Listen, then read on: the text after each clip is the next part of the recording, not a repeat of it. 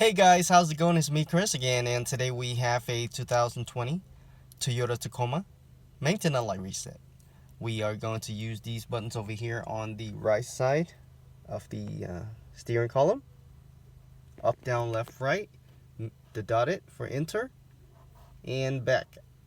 And we're going to be looking at that screen right there. Go ahead and turn on your car without starting.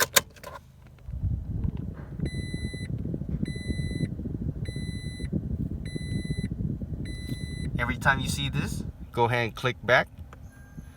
And go ahead and scroll right to go find your page, which is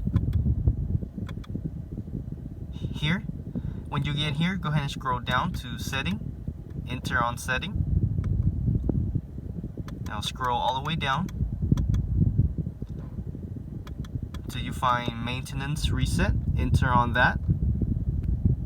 Scroll up to yes, enter on yes. And maintenance reset has complete, guys. And that's how we do it, guys. Make sure you click that like. Thank you for watching. I'll see you next time. Bye bye.